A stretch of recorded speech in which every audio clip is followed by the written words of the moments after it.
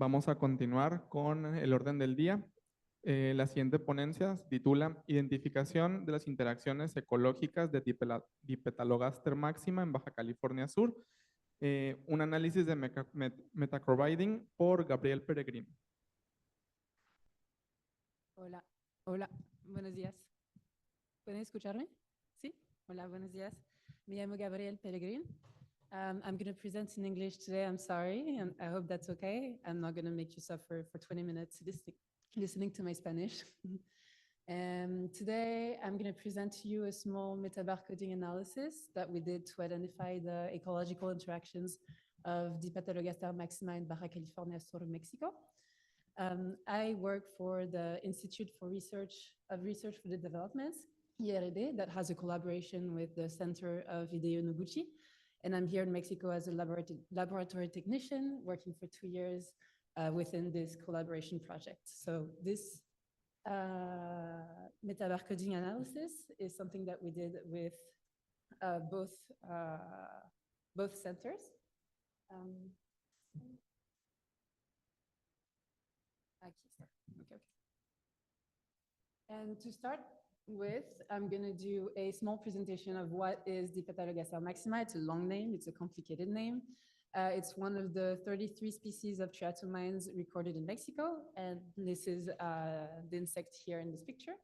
It is the largest one known, and it is endemic to Baja California Sur, where there's a lot of desertic habitats, like the pictures on the left.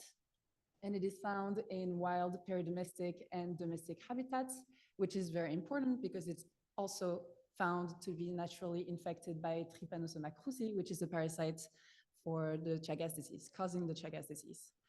So there is a zoonotic risk in this region for Dipetalogaster maxima. However, little is known about the ecology and the dynamics of transmission cycles associated with the species.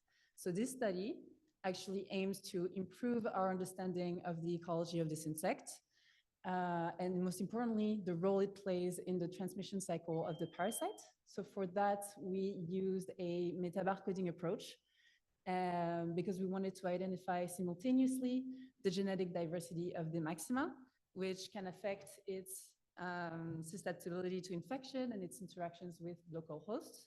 Secondly, we wanted to look at the food sources, so all the vertebrates that it feeds on, because this might provide information on the interactions between the host and the parasite, and thus the risk of spread to humans.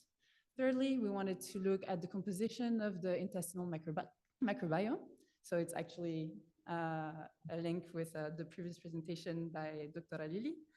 And so it is still poorly understood for vectors, triatomine vectors, but it could influence development and survival of the parasite within Dipetalogaster maxima. So that could also affect the transmission efficiency. And lastly, we wanted to look at the genetic diversity of the parasites in infected samples. So the haplotypes of Trypanosoma cruzi, which are called discrete typing units or DTUs, are different in their geographical distribution and in their associations to hosts. So this is also an important factor to look at. All four are key components, and so we wanted to look at whether there are interactions in between those components to determine the parasite's transmission cycles. Here's a map of the 9 sampling sites where the samples are from in Baja California Sur, Mexico. They were sent to us from our colleagues in the Autonomous University of Baja California. And the samples are in 2 municipalities, Los Cabos and La Paz. As you can see on the pictures on the right, the sampling sites are all rocky area, desertic areas with a lot of tropical vegetation, and this is typically the types of habitat where the insect is endemic. So we selected 56 insects for this study. We then extracted the DNA from their midgut, and for the metabarcoding analysis, we used 5 different markers. For the genetic diversity of the maxima, we used the ITS2 nuclear DNA triatomine marker. For the vertebrates blood meals, we used the 12S ribosomal RNA marker. For the intestinal microbiome, we'd use the bacterial 16S ribosomal RNA marker. And for the Trypanosoma cruzi genetic diversity, we used 2, We used the nuclear DNA marker GPI and the mitochondrial DNA marker CODOS. So for the metabarcoding to send to mass sequencing, we had to mix all the amplicon PCR products into one sample for each insect, send to mass sequencing, and analyze the sequencing data using tools such as MVC tools, BLAST, among others. And so I'm going to present to you the preliminary results that we had with this analysis. First, we have the genetic diversity of the insect. We confirmed all insects to be the maxima, Dipetalogaster maxima, and we only detected one haplotype with a sequence identity of 100% on BLAST. And so this can be the one and only haplotype can be explained either by the geographic region that is not very diverse, or by the small amounts of insects studied that we didn't find any variants, but the most important is that we confirmed all insects to be the maxima. Here we have our preliminary results for the feeding patterns that we found within the midgut of the samples. 42 out of 56, so 75% of our samples contain DNA of vertebrates. We identified 9 vertebrates, such as cows, humans, deer, skunk, fox, cacomixle, mice, donkey, and cats. And 8 insects, 8 of the 42 insects presented multiple blood meals, as much as 2. Here we can see then the cow and the human were the most frequent hosts, so 37% for the cow, 27% for the human. And we can also see that there's a big mix of habitats where the vector feeds from. So there are both domestic, peridomestic, and sylvatic habitats. So this hints at a bridging role that the insect has. It can bridge both domestic and sylvatic habitats, which is important for the risk of transmission. And one important feeding pattern that we observed is that the feeding patterns differed in non-infected and infected insects. So as you can see here, non-infected insects fed primarily on domestic animals, while infected insects fed primarily on syntropic and sylvatic animals, with 50% and 64% respectively. So this tells us that the sylvatic transmission cycles are actually more important in Baja California as compared to domestic transmission cycles, which differs from Yucatan, for example, where the vector Triatomina dimidiata feed more on domestic animals when infected. So this is specific to the region, specific to the insect, and is an important knowledge for future strategies of vector control. As you can see also, the transmission risk for humans remains constant across non-infected and infected with 30%, 27%, which is relatively the same. Here we have a traffic network of Dipetalogaster maxima and the possible associated network of Trypanosoma cruzi transmission. So the width of the circles represent the frequency at which a species is found in a blood meal, and then the links between the circles represent the frequency at which they are found in the same midgut, in the same blood meal of the insect. So we can see also, as we previously saw in the last slide, that humans and cows are the most frequent hosts, but they are also linked together very frequently, which makes sense because cows live in domestic habitats and are most commonly associated with humans. But most importantly, we can see that there is various links with sylvatic animals with humans. So again, sylvatic transmission cycles are important in Baja California. And we can see that there are a few animals that don't have connections, but those are no less important because they maintain the parasite in nature and thus continue maintain its presence and its transmission risk. For the genetic diversity of Trypanosoma cruzi, we found 12 out of 56, so 21.4% positive samples. Our sequences clustered along 3 different groups. So the DTU, the haplotype TC1, we found 2 haplotypes for TC4 and 1 haplotype clustered with the DNA of Trypanosoma rangeli, which is a non-pathogenic parasite for humans and is found commonly in the salivary glands of insects within South America, such as Rhonus productus. And so TC1 was found in all the positive samples, which again confirms that it is the most common DTU in North America and in Mexico.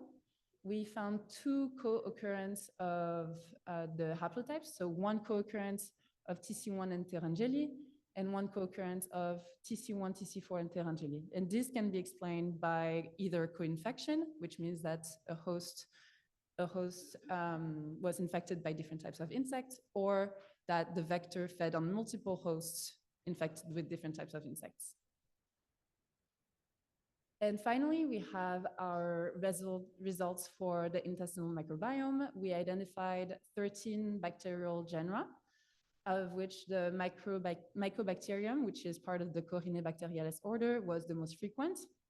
The principal orders were the Corynebacteriales with 41.5%, which has a commensal function with the vector, and that is thought to be mutualistic and is commonly found in triatomines.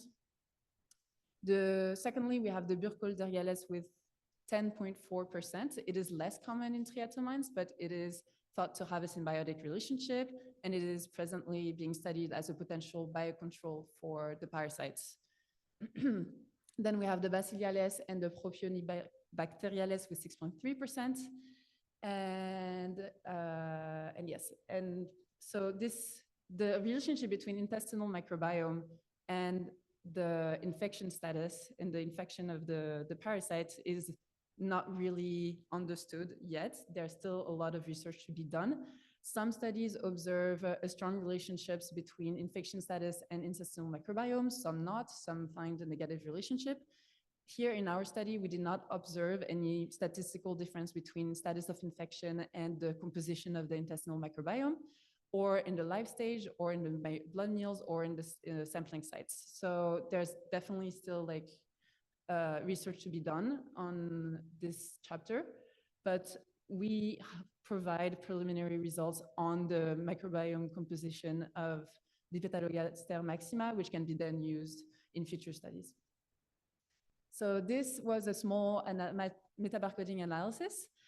We know now we have a better understanding of the vertebrates with which the insects associates with. We have a better understanding of the genetic diversity of Trypanosoma cruzi in this region, and we have a better understanding of the microbiome composition of this insect. So overall, we understand that the insect better, but we also understand its ecology and its role in transmission cycles of the parasites. For example, some interesting things that we observed is the absence of reptiles and dogs in the food sources. We know for a fact that the insect feeds on reptiles. We have observed this, yet we did not find any in our results. And we did not find any dogs, which is interesting because there's a lot of dogs in Baja California. So maybe it can be due to feeding preferences or opportunity. And we also note the presence of Trypanosoma rangeli in Mexico. There is still not any official reports of this parasite in Mexico, but it is known that it's been there. So our study confirms its presence and its circulation. But most importantly, our study confirms how metabarcoding can be used in identifying the key components of the Trypanosoma cruzi transmission cycles. Thank you.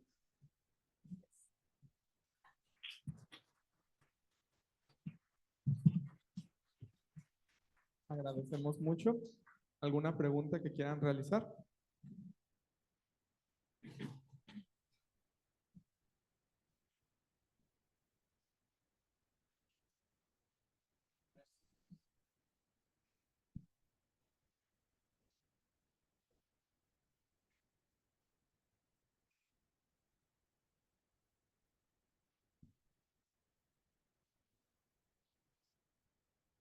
Oh, thanks for your talk. It was very interesting to see the whole range of different ecological interactions happening in the same area. I'm just wondering about the different ecotypes of the Dipetalogaster. If you are considering analyzing or trying to correlate all the ecological interactions with the environment and see where there is some differences between the responses on this one. Yes, so we tried to see if there was differences of the infection status and different factors like microbiome composition in relation to the sampling sites. We didn't find any correlations, unfortunately, and we think that's because the sampling sites, as you saw in the pictures, were all very, very similar, and they all came from very similar ecotypes.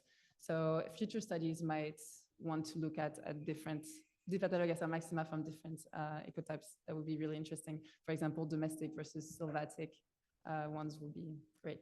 Thank you for your question. No, thanks to you. Yes.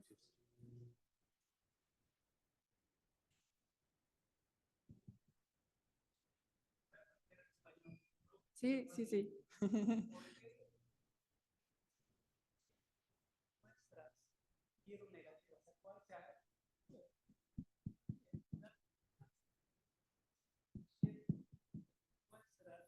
Sí, sí.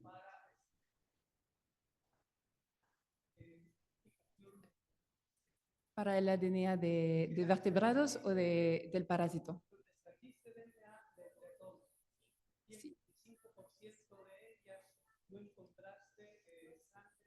Sí.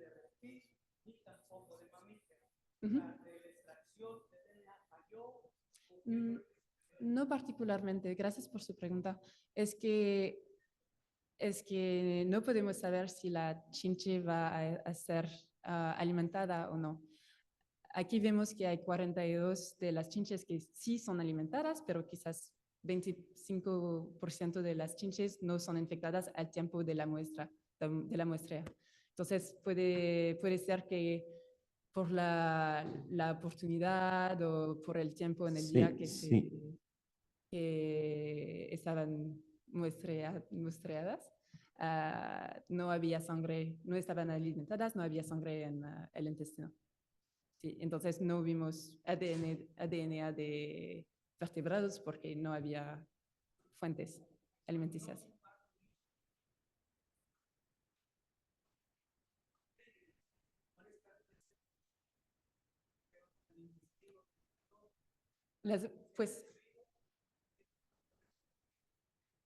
Las bacterias, pues las bacterias se ven entonces en el microbioma en el análisis del microbioma.